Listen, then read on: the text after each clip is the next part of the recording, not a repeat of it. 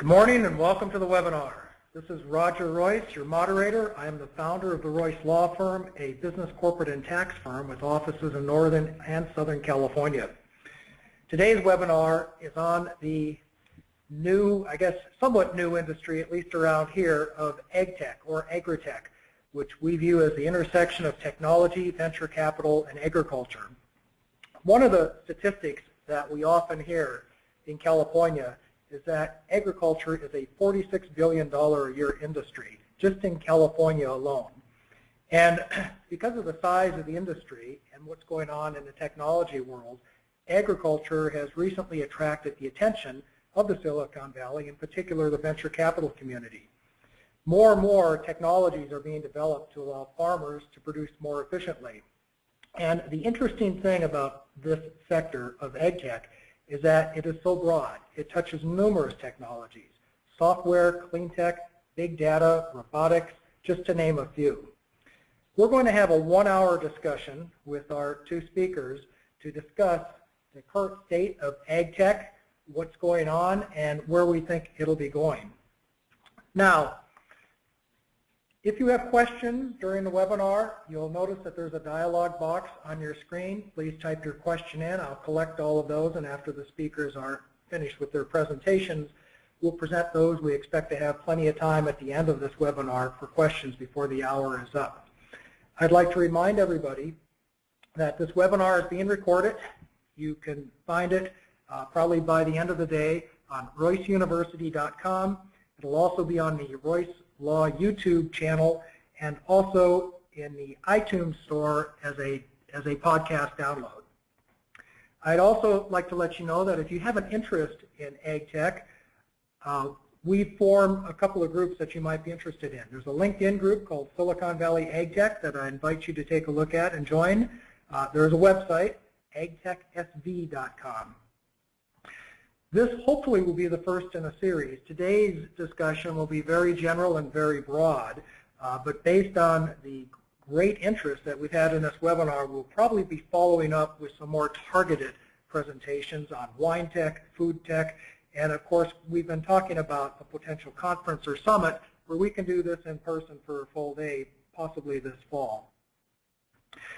Now, depending on which source you believe, VC, venture capital investors, did 30 to 40 deals just in 2012 in AgTech, and probably depending on how you define AgTech, for a total of around $150 million here in the United States.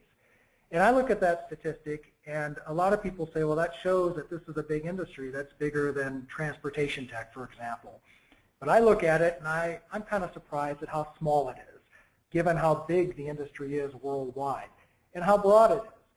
There are companies out there now that use robotics to pull weeds and are working on using robotics to harvest fruit. There are tractors that are GPS controlled from satellites. Certainly water and irrigation technologies have been around for a long time. I've been doing deals with irrigation technology companies for 20 years, and water is certainly a big issue in this city. Urban farming becomes more and more popular. There are seed technologies, smartphone applications that are focused on agriculture. Big data could be a whole conference in itself, just in the AgTech sector, and of course clean tech, soil, and this thing that we've been hearing about called precision farming. In other words, making the farming process more efficient by being more precise. So the problem I think that we've seen here in Silicon Valley with this sector is that there are lots of places where there's room for improvement in agriculture. There are lots of things, there are lots of needs that could probably be met by the technology community here in Silicon Valley. But up till now, it doesn't seem to me, and I'd like to hear from our panelists, up to now it doesn't seem to me that there's been a lot of communication. In other words, I'm not sure the technology community has a good sense of what the agricultural issues are. And of course, once that happens, hopefully venture capital will follow. And that was one of the reasons that we've formed this webinar and formed these LinkedIn and meetup groups, was to hopefully bring those communities together. Because of all of those deals that I just mentioned, only about 20% of the AgTech companies in this country are here in Silicon Valley. They tend to be closer to the markets or closer to the production. We think that's going to change, or at least I think that's going to change as technology becomes more and more prominent. So our two speakers today, our first is John Matason. He's a Silicon Valley veteran who's helped many companies in the tech space all over the world. And he's fortunate to be in early, but not one, but two big tech IPOs. He's worked as a VC, and he continues to be an angel investor. He currently works for the governments of Mexico, Germany, Austria, and Uruguay. And along with his board and advisor duties, he's launching his own AgTech company in Uruguay. Last year, he started an urban farm as a way to experience agriculture firsthand. He's a professor at Diablo Valley College Culinary Department and teaches courses on farm-to-table and sustainable hospitality at his urban farm.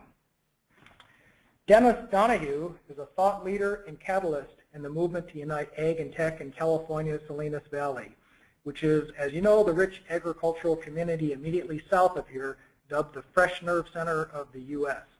He began his business career in tech with Atari, which was then the fastest growing company in the world, and later worked in sales for Microsoft and Verbatim before returning to Salinas in the mid-1980s. He's been in agribusiness since 1988. He's worked for Fresh Western Marketing, Fresh Express, and River Ranch before joining Royal Rose in 1996. He is president of that company now. It's the largest producer of radicchio in the world. It's growing operations and customers in the Americas, Europe, and the Pacific Rim. Donahue used to be the mayor of Salinas, as you may know, the Central Coast's largest city and the renowned salad bowl capital of the world from 2006 to 2012. And he remains an advocate in the community for the local agriculture industry. So with that, I think we will start with John's presentation. Hi, am I here? I think I'm turning on my slides. Roger, am I on? Give me just a minute, John. Okay, you're on. Okay. So are my slides showing up? Yes, they are. Okay. Well, I'll just flip through a few ideas to introduce, you know, my perspective as a Silicon Valley, and you know, I've got a few pictures. This is, you know, I'm coming at this as a total software geek, like a lot of people in Silicon Valley, and you know, my life has been high tech here for several decades, and you can see now I'm switched over. I still am a tech, and I still teach entrepreneurship around the world, and technology companies are my clients, but I'm also learning to be a farmer, and it's been just a gas to do it. You know, I got interested in ag tech myself, just as I watch and travel around the world. You know, I can see I don't need to read the books. I mean, there's too many people, there's not enough land, there's not enough water, not enough food. And then on top of that, investments in ag tech are up, so I'm interested. I see opportunity. And you know, for me personally, ag tech, this is a picture of me at my little urban farm. You know, it's also great physical activity. It's about community and collaboration, so it's not, you know, it's not always about making money. It's other good things. And you know, I kind of feel like with my own vast exposure to technology here, I think there's plenty of people working on how to make more money on advertising on the internet. So I'm going to leave that to other people, and I'm going to work on ag tech. So that's my personal orientation on this. You know, things that I think about, why, you know, what's going on. You know, by 2050. 9 billion people going to be on the planet, and by the same year, 2050, 7 of 10 people living in cities. This should tell you, you know, we aren't really ready for that yet, planetarily. And also by 2050, the expectation is that people per person, you're going to have only about 1/4 of the amount of water that was available to you in 1950. That's just the math of people per gallon of water on the planet. So, you know, those are some pretty sobering thoughts. And even today, in this year, 80% of Earth's available water, its drinkable water, is used for agriculture. So it's, the ag is doing things with the water, and as well it should. And by next year, 64% of the world is going to have an adequate diet, meaning 33% are not going to have an adequate diet. So it means we need about a 70% increase in food production. So I'm thinking through all of those issues. I had fortunate to have a professor back in hundreds of years ago when I was at university. One of my professors who still teaches this, Al Bartlett, the exponential equation, and it's all about the carrying capacity of systems and what happens. And we're kind of in that position now where we're rapidly getting up to where the carrying capacity of the planet is inadequate. But the problem with these things is they sneak up on you, and you don't notice it until it's way too late. So just for me personally, I'd like to get in on that curve and improve the carrying capacity before we have disaster. So I'm thinking about that. Tricks that that I've collected over learning on this: 6 pounds of soil lost to wind and erosion for every pound of food that we grow. And that's in the U.S. Developing countries, they've measured it at 12 pounds per soil, and in China they're losing 18 pounds of soil for every pound of food they're growing. Metrics can obviously be tweaked any way you want, but suffice to say it's an issue. We're adding, if you follow the math on it, about 213,000 people to the planet every day. And that means that translates into needing about 34,000 more acres of farmed land every day. But, of course, that's not what we're doing. We're kind of going in the other direction. So at current consumption, something like only 40 to 50 years worth left of farmable soil. So, again, metrics, I'm sure we can argue to the death over, which one is right. But suffice to say, it's getting my attention. Food production, another thing that I think about. Milk production, it has improved. They're using 90% less land than in 1944, and less manure is being made.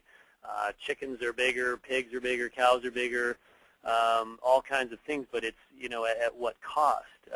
Because we're also we're doing things to our food that maybe we should or maybe we shouldn't, but it's, again, kind of gets my attention.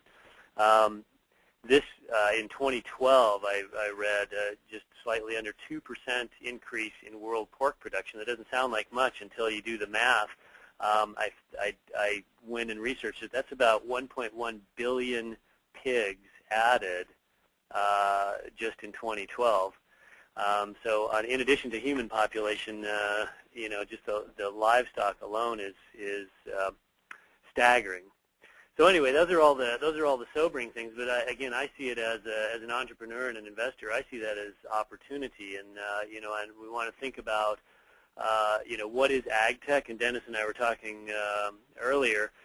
It's not just farms. It's not just a big patch of strawberries or something. AgTech, in my frame of reference, is an amazing web of different areas, and for those of you that are interested in getting involved, I mean, this list, I stopped writing it because it's too much, but it just gives you some idea of the things that are actually on the umbrella of AgTech. And for the tech heads, of course, their software, big data and machine learning are going to be key deals in, as Roger mentioned, precision farming.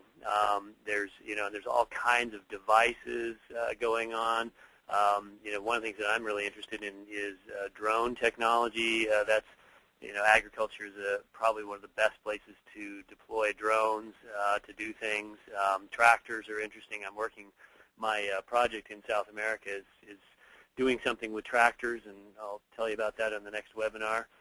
Then, of course, I discovered, even culinary. It's kind of the long end of the supply chain of food, but it's a huge factor in how we receive our food and what we do with it after we get it, and who's preparing it, and how much are we wasting. So there's all kinds of places to fit into AgTech, And as an entrepreneur and an investor, like I say, I'm just thrilled to see this, because I look at that as a target-rich environment, and I don't have to I don't have to go after Monsanto and try to tell them how to do it, or big farms, but there's lots of places for me to fit in, even as an individual entrepreneur, in all these areas. The other thing I like about AgTech is, it's obviously areas for innovation. It's a global topic. As Roger mentioned, I work all around the world, and it's AgTech is everywhere you go. Every country's got something about it. And the thing, of course, as an investor, I like it because it's not an optional topic. Food, water, these are great things in terms of investing. Like it's not a fad. It's not going away. It's not like 3D TV that already is kind of passé. This is we're getting food and water. Those are things that are here to stay. So I like that. It's not going to evaporate on me. And demand obviously there.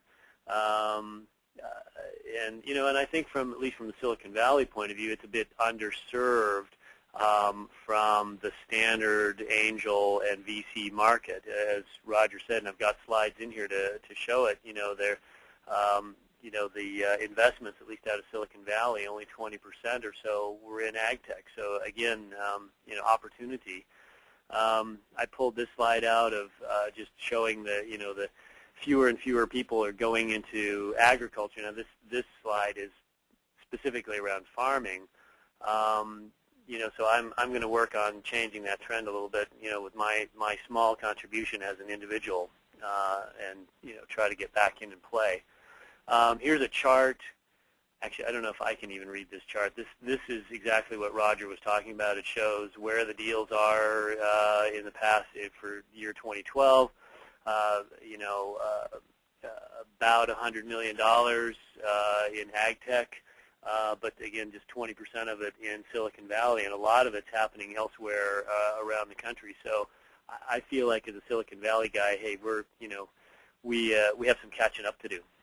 So here's another incredibly complicated chart that you can look at later that just tells you where the deals are and the deal size, and it shows basically that angel deals are still predominant in this space. And I think for me, I love that because I'm an angel investor and I'm an entrepreneur, and that's a great place to start. I don't really want to start a giant project with a VC. I want to start at a base level and work my way into it. This is a much better way.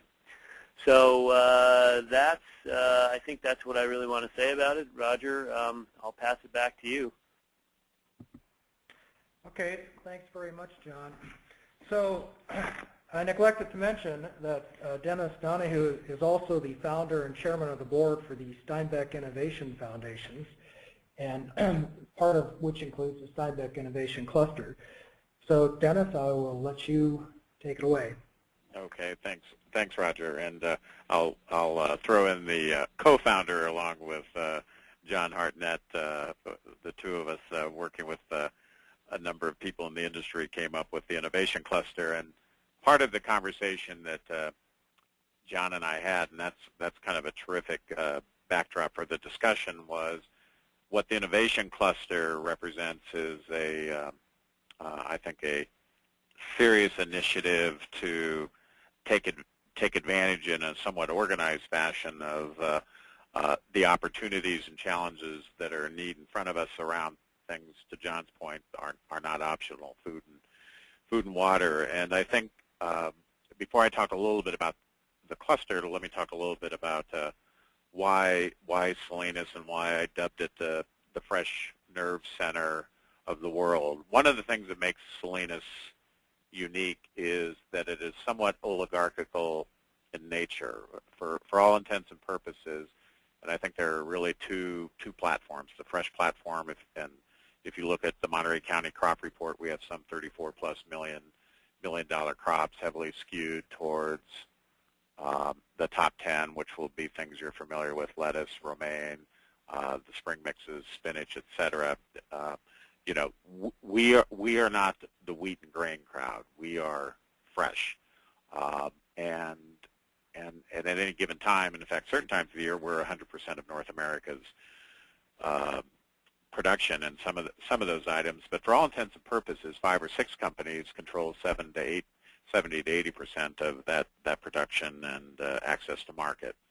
The other thing that makes us unique is our essentially control of fresh value-added processing capacity, and so if you look at the companies like Taylor Farms, Dole, Fresh, which owned now by Chiquita, ReadyPack, for all intents and purposes, that also represents 70 to 80%, give or take, of North American processing capacity. And when those companies leave the valley and when they are operating regionally, then they begin to touch other items, whether it's melons, tomatoes, onions, etc. A handful of people are controlling aggregate processing capacity. So it makes the valley particularly unique. So even though Monterey County supposedly is the third or fourth largest crop report in California, I would argue that in fact we are the largest, in the sense that as you go through, whether it's Ventura County, Imperial County, or southwestern Arizona, for all intents and purposes, we're financing those crops on the fresh side and taking them to market. The second thing that I think is unique about Salinas is our immediate proximity to the Silicon Valley. And in terms of investment capital, you know the statistics better than I, that some 40% of venture capital dollars, investment dollars, are flowing out of the Silicon Valley. So essentially the Tri-County area, Monterey County, Santa Cruz County, San Benito County, which is essentially one go-to-market block, we're the only place in the world that can be immediately contiguous to the innovation and investment capital of the world. And then lastly, in terms of Salinas, if you really look at kind of some of the top-line social and regulatory issues in the country today around food, the reality is fresh is driving that dialogue. If you think back to the spinach crisis of a few years ago and how that really changed the landscape in terms of regulation and the involvement of the FDA. If you look at all of the health prescriptions that we routinely read about, it's more vegetables, it's more vegetables, it's more vegetables. So, from a regulatory and from a social standpoint, the things we do here are increasingly important. So, so the innovation cluster really represents an organized effort to bring the two worlds of the Silicon Valley, the Salinas Valley together, and essentially the way we've approached that is that there are the 4 pillars of innovation: accelerated research, investment, and then corporate access. And then if you go to the next slide, we basically lay out that what we're attempting to do in many respects is create the equivalent of an organized industrial commons, and you can look throughout the world of various examples of those. In many respects, the Silicon Valley obviously already is one: innovation and investment. What autos were to Detroit, manufacturing to southern Germany, design to northern Italy, a series of examples. And what we really contend is that when it comes to food, that we are the logical point of intersection of food and technology, and so towards that end, looking at those pillars, the innovation, we actually have set up an innovation foundation, which is the nonprofit side, to kind of facilitate the innovation environment. The next slide just really echoes what John said in terms of there are going to be real challenges to feed the world by 2050. And in fact, one of the things that's guiding our thinking is we're working with a captain at the Naval Postgraduate School who is gotten a lot of attention with his strategic narrative. He actually says that number is really 2040, not 2050. And I think one of the things that's interesting, we had a meeting last week with a number of the ag leaders and then some folks from the Silicon Valley, and the gentleman from the Silicon Valley talked about a company that could help us increase our yields for 20%, and every grower in the room, myself included, sat there and thought, well, that's the last thing we want, because we live in a world of oversupply. So, but the reality is there is going to need to be a paradigm shift.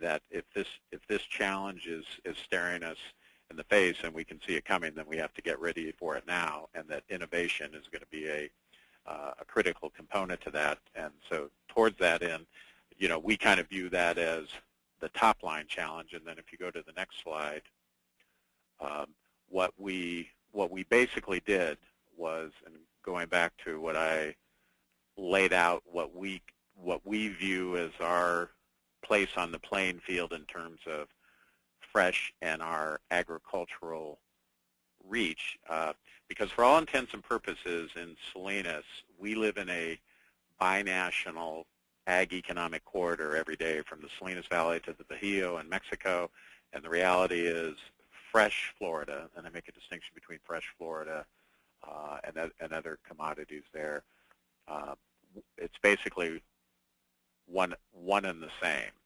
And so with that platform, what we did was we kind of, for just kind of working purposes, used the Smart Farms moniker, because from our perspective, if you look at the tech world, IBM might talk about smarter cities, smarter planets. So we don't think there's a lot of scale-based discussion about smart farms yet, and we think that appropriately applies to our neck of the woods. We also think there's an aqua, and viticulture component to that, because we are also a large producer of wine grapes in Monterey County. But the other thing that we believe is our platform gives us a unique opportunity to begin to weigh in and exercise some leadership in conjunction with the Silicon Valley on water discussion, water opportunities, participate in the energy conversation, and create some unique opportunities in the area of waste. And we don't necessarily know what all of those opportunities look like, but we believe the model of innovation, accelerated research investment, and corporate outreach are the pillars to get there. So with that in mind, we are looking to build innovative capacity, and we really look at it in terms of how do we develop a culture of young people thinking about the future. So we've gotten heavily involved in a program to teach young kids coding. We're working closely with an entrepreneurial training group, and then we're working with a number of universities through MOUs to get advanced research around that smart farm focus. We think in particular sensor technology is a particularly important component at this stage of the game. And then we're looking to draw investment into the area. We would anticipate creating a Steinbeck investment fund.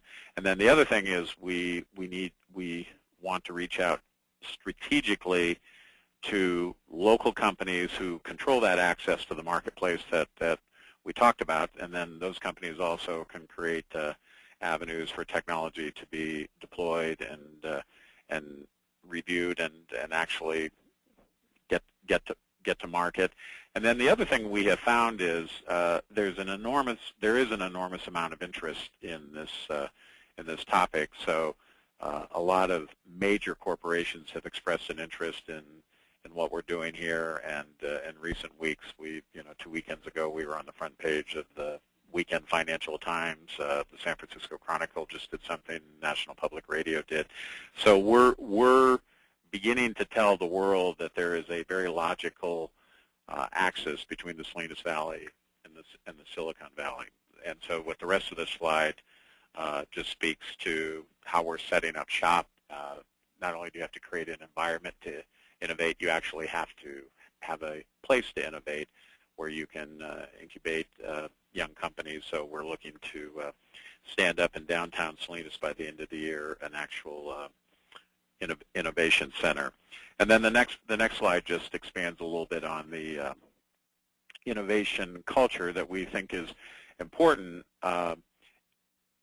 That, you know, in many respects, you know, even though we understand that production agriculture exists throughout the world, though not necessarily on the scale that it does here, we want to be essentially just as the Silicon Valley is the innovation capital of the world, but everything is not made there. Likewise, the intersection of food and technology, we think Salinas is the appropriate center for that activity and that discussion and those opportunities. And then I will just quickly close with we are a 501c3, and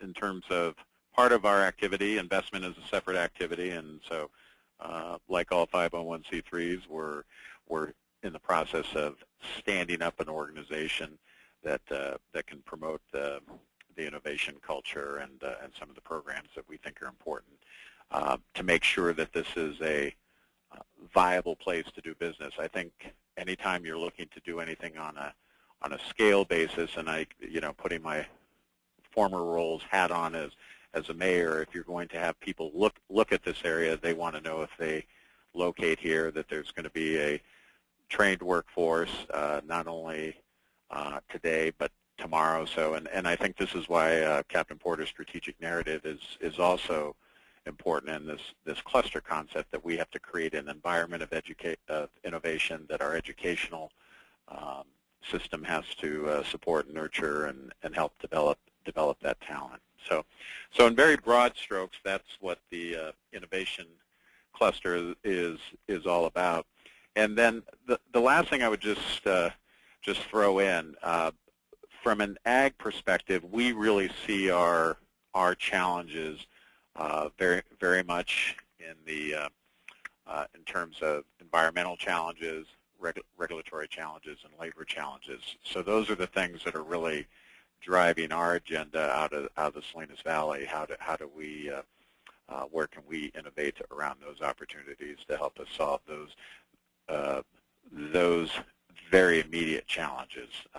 One of the challenges in our environment is we tend to react rather than lead. So we look forward to, as an industry, I think, seeing if we can develop this relationship with the Silicon Valley, because where you do innovate, where you do propose solutions, you have a little better chance to control your destiny when you begin to deal with government customers. And so so there's a lot of excitement in Salinas to engage the Silicon Valley, but like so many things, the trick is the devil's in the details, and how do you build those relationships and those networks and that access.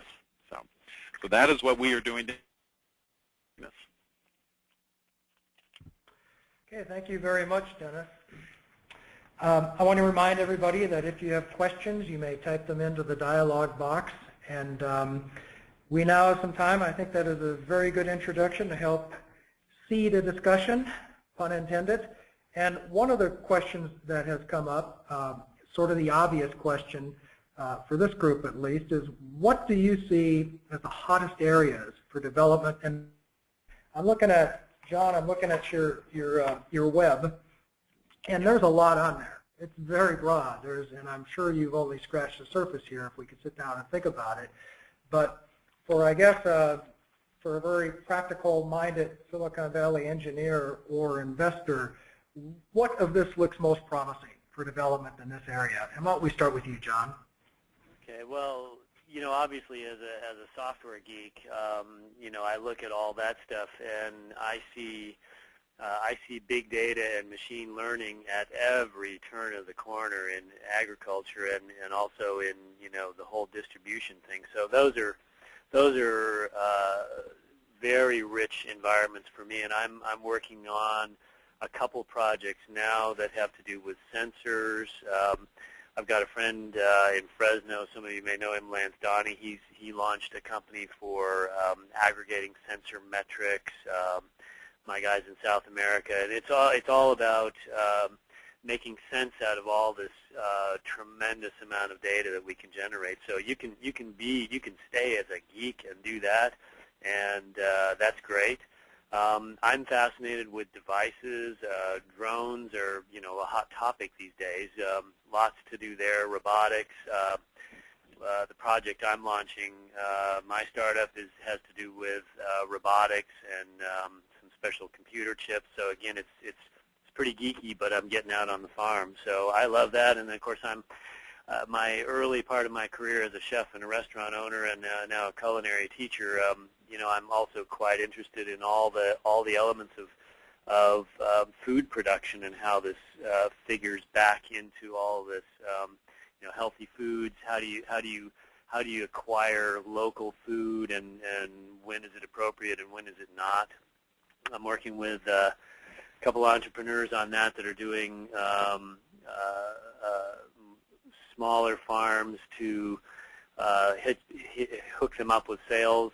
So I've got a couple companies that I'm working with, one called Local Orbit and another one called Agri-tech, and they're working on how does an urban farmer like me sell their product, because I can't compete with the Safeways and the Ciscos of the world, and I can't compete with Driscoll strawberries, but I can still have good products. So all those are, I don't know, I could go on for days. There's so much on there. I don't know. I hardly know where to start, but that's where I've started. Okay, thanks, Dennis. Do you have a view on? Yeah, I think I would echo that. I think if you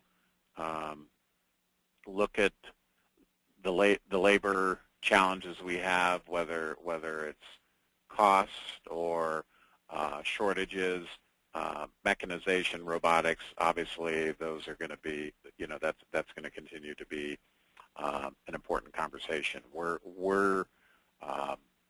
depending upon what happens in Washington, that will have some effect on labor. On the other hand, the reality is, even with immigration reform, we may continue to have labor challenges, because in our valley, and if you look at Mexico, it's, as it sits here today, it's the 13th largest economy in the world, give or take, and it's on its way to becoming the 4th or 5th. And so I think labor is going to continue to be an issue. The issue of regulatory compliance as an industry does speak to big data, and then one of the challenges that we have is we've got way too many plays coming in from the sidelines. Do food safety this way, do it that way. So if a company has a certain amount of size and scale, and if you're a large player, you may have to respond to 4 or 5 different expectations on different metrics for food safety. In the pipeline now is we're going to be defining what sustainability is, and in some respects that's fairly clear-cut, and on the other hand, it's like beauty; it's in the eye of the beholder. So, what is it really? How's that going to get defined? So our ability to capture data, verify data, I would expect that's where you are going to see our industry cooperate, and that means you're going to go to a different place in terms of scale. And then I think, on the environmental side, the big thing we are most concerned about now in the Central Valley, and I think indeed throughout California, are some of the challenges around water above and beyond supply. Is it clean? Can you monitor that? Can you verify that? And that's going to speak to technology and data as well. So those are the things that are most immediately in front of us as an industry. And then I would just simply add one final thing: the issue of time. If you talk to individual farmers, growers, or even corporate guys who are overseeing big programs, they all feel they don't have any time to farm anymore, that they're spending all their time in paperwork and regulatory compliance. So anything that eases that burden of time is going to be increasingly important. Okay, thank you, Dennis. We have a lot of questions coming in, and I just want to remind the audience that if we don't get to all of these questions are going to be circulated to our panelists, and you'll be able to follow up with them directly. Also, this webinar is being recorded, and the webinar itself, as well as the materials, will be available for download or replay on royceuniversity.com, the Royce Law YouTube site, or in iTunes as a podcast. Following up with what you just said, Dennis, there's some specific questions about your smart farm triangle relating to water and energy, and what is going on in those sectors. What are some of the new and interesting things going on in energy, and particularly with water? I think we're all, I guess, a little surprised by the statistics on water and water needs, and how, if there's anything out there that is maybe redistributing or repricing. Is that something you can speak to? Well, probably just in very general terms, but water has a lot of moving parts from an agriculture perspective. There's policy and regulatory elements, and I'm just going to top line these without passing political judgment on it. You can have policy impacts on water supplies, and I think the Central Valley can, I'm sure you can find plenty of people in the Central Valley to talk about the relationship between policy and supply. In our neck of the woods, one of the challenges we have, because I think you can, I would make the case that Monterey County is, in fact, the most sophisticated seed-to-soil proposition in the world. If you look at the scale of what we do, you look at our proximity to, the Monterey Bay is a sanctuary. So the burden of clean water is really the discussion here, and so the coastal communities really have some unique burdens around stormwater, runoff, and then if you look at our crop mix, strawberries, 20% of our crop report. And so this issue of nitrates and cleaning water, and there's a couple of moving parts to that. Some of that is how do you capture water, and that's not necessarily a technology play, that's an infrastructure play, but some of it is how do you clean it, and so that's a technology play. And so our interests are cleaning it, capturing it, and then monitoring that we've done it, and that's data. And then verifying we've done it, and then a lot of those data plays, immediately throw you in the world of data privacy, because even if we can capture it, how do we protect it, and who has access to it? So I think the water discussion is different here than, let's say, it is in the Central Valley. Now, near term, we're not necessarily thinking about supply as much on the ag side, but then on the policy side, we end up in a pretty fair food fight who has the water rights.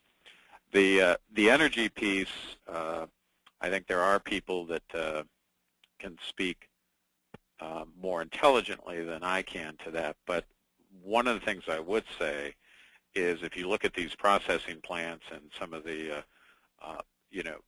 that's part of the mix of the New World Order, or maybe it's been around for a while, that waste has economic value, and so some of that waste can be captured for energy purposes. It can be captured for other purposes, but that's why I think the processing community is certainly part of the energy discussion. And then I would have to defer to some other experts in terms of the relationship between algae and the ag community, but it does exist. So it generally falls under the renewable portfolio.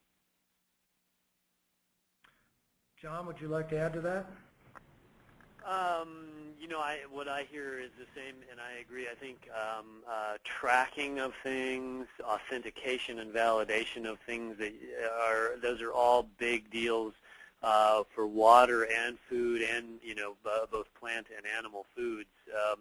I've already been involved with some South American stuff in Uruguay in particular, with tracking of beef, tracking, knowing all the way from farm to table where your stuff's coming from, and yeah, water is in there. Almost unlimited opportunities of things to explore. That's one of the things we're working on now, is getting herbicides and excess nitrogen out of the water because it's fouling things up there. That's part of my startup. So yeah, good stuff. I mean, it's just dive in now would be my advice, because there's so much to do and so little time to fix it. And Dennis, man, that's a great idea. I think I'm gonna follow up on this too much paperwork thing. I already got the idea for another. It's a bigger problem than people realize. You know, we had some groups, some researchers in the fields dealing with corporate and individual growers, and I am just hearing over and over again, all of this regulatory stuff is screwing up my farming. I can't farm.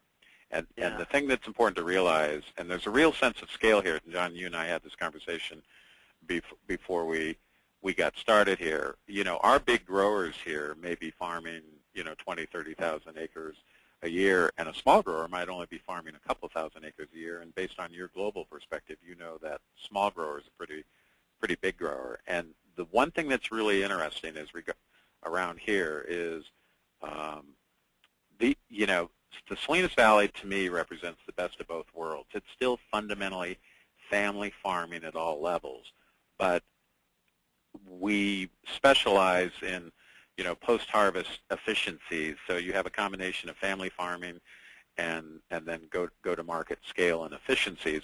And the farmers want to farm, and that's one of the challenges they have. They want to do the right thing. We understand it's a brave new world, but this issue of time and compliance versus, good farming, because, frankly, I've always been a big fan of George Washington Carver. The challenge is to do his saying, the challenge is to do the common thing uncommonly well. A great box of lettuce or a good romaine grower or strawberry guys, I mean, they take their craft very seriously. They want to farm, and they less and less have the ability to do that.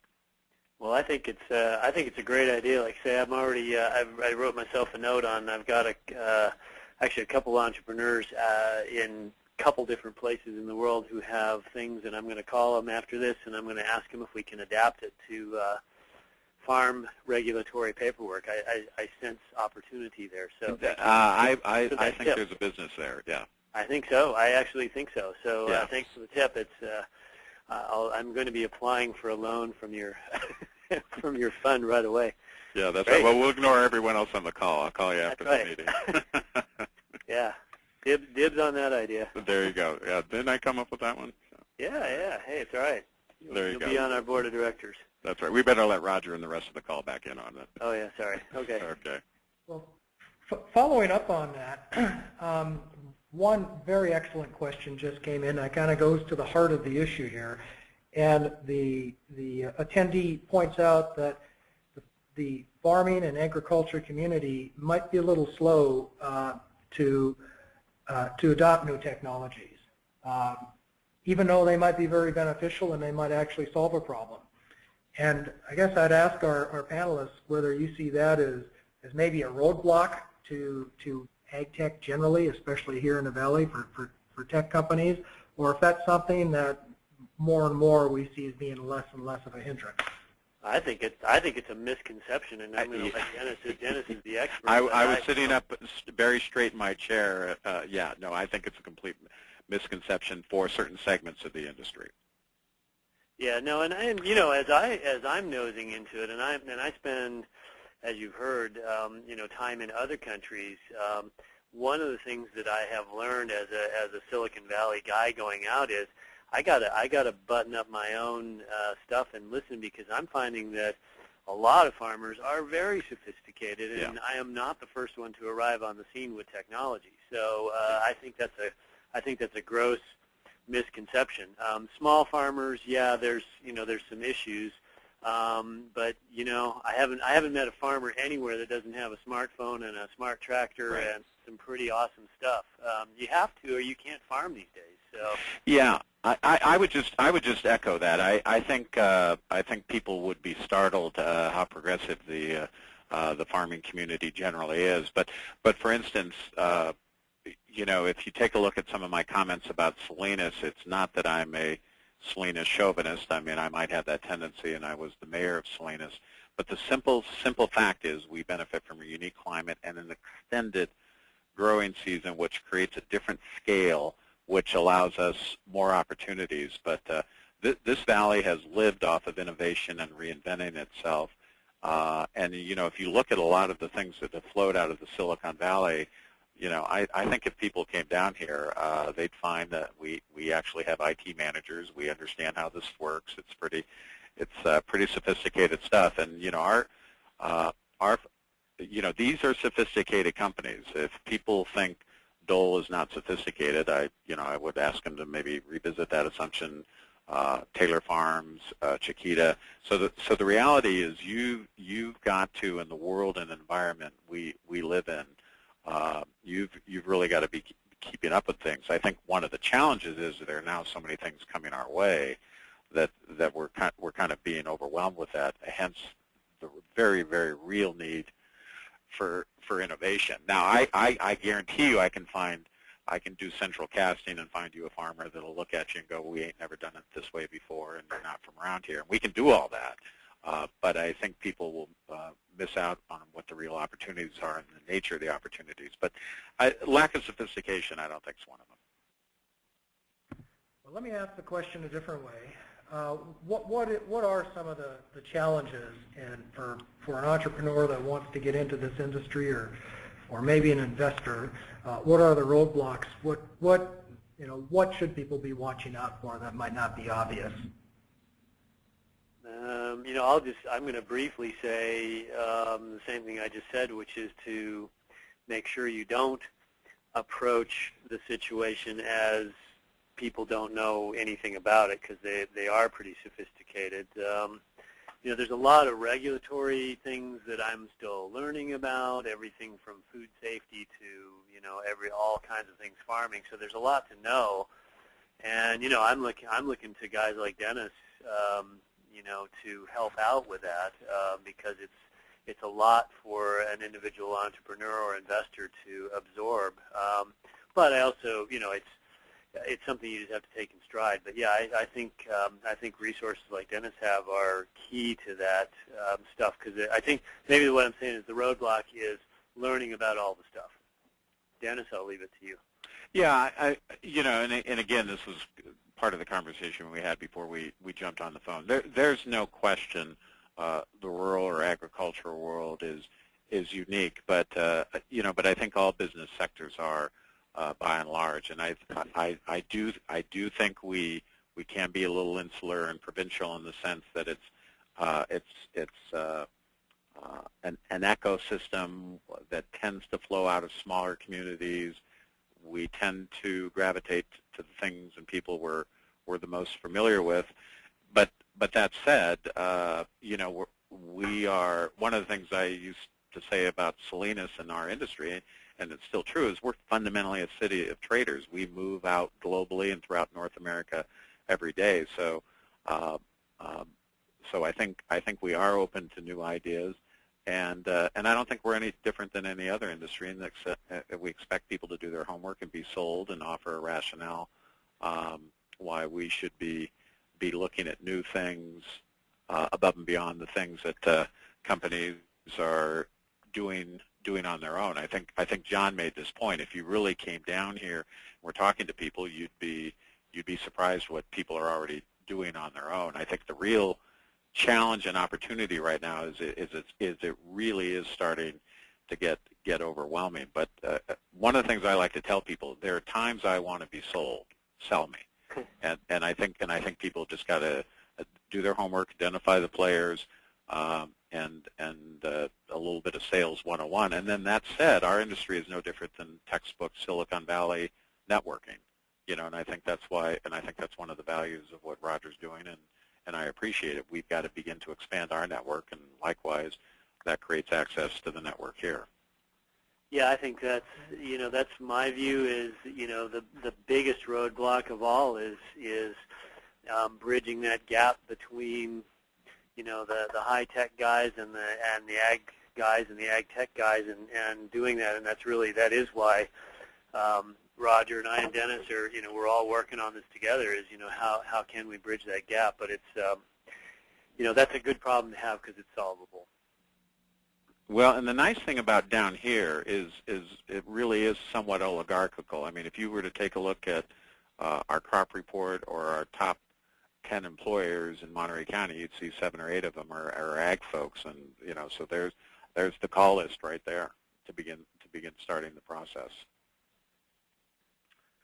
So one thing that we haven't really talked a lot about is the international aspect of this. And I noticed that both of you have a global presence in your operations. You're doing business around the world, and we've had a lot of discussion about the Salinas Valley and about the Silicon Valley and about other parts maybe of California.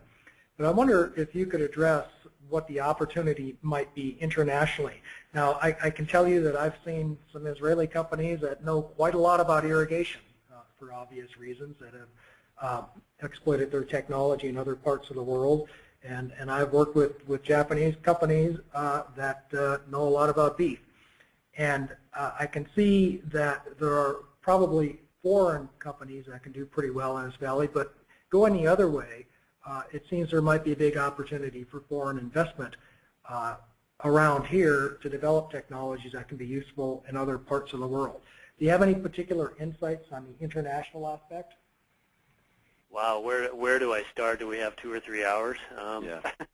It's virtually unlimited. I travel the world, Roger, just like you do, and I have to look hard to find a country that doesn't have opportunities, especially if you look at that web of things that I wrote down that that are in the whole sphere of ag tech. There are so many things. I just got back from Germany.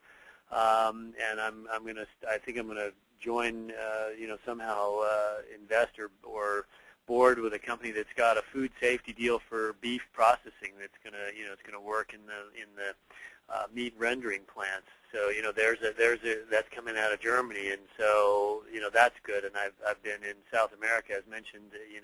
All kinds of things going on there. In Mexico, gigantic opportunities. Where would I not go? Limited only by your imagination to get out and look for people and evangelize ideas. So I don't know, Dennis, what do you think? Well, I think if you look at the California production platform, sales, where we grow, how we source, either incoming or shipping out, organizing the supply chain, and obviously that's a data play. I think the opportunities are absolutely unlimited. I think one of the things that, and I think it speaks to another thing we had been discussing. People tend to approach ag from their filter. So I tend to initially think of things in terms of row crops and processing, not necessarily wheat and grain, and but I tend to think of it from a production side. And when you think about ag services, the need for technical tractors, that's where I frankly think we rely on the tech side to point out the whole array of possibilities that could emerge wherever production agriculture is, customers.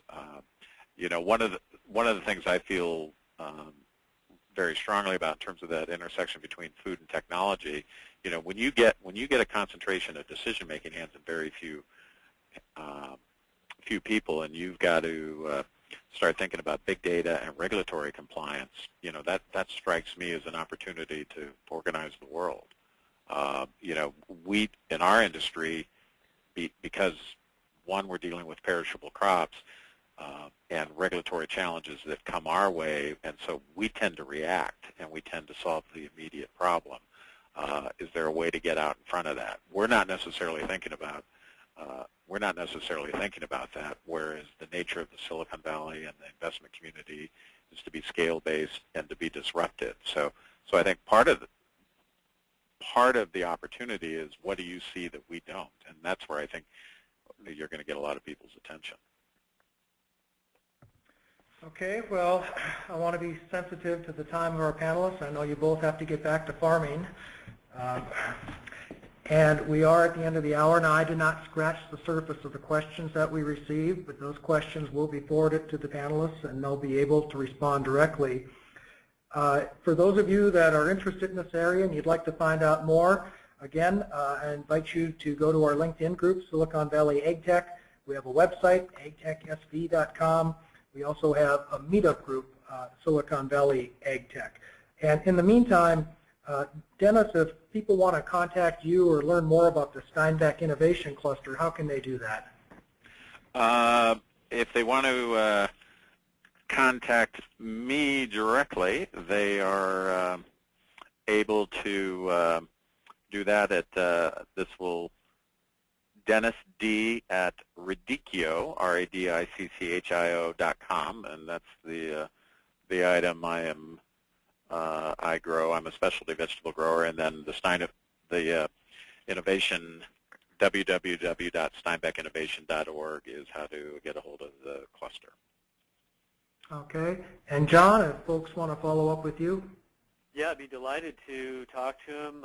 Probably the best address for me is John, John, at relatedconcepts.com, because you can see I tend to think in related concepts about things. So that's probably the best way to reach me, and I'd be delighted to take questions and get people come visit my urban farm in the East Bay. I need all the help I can get. All right. Thank you. Thank you, attendees, and thank you, panelists. Okay, you're welcome. Roger. Thank you for having us.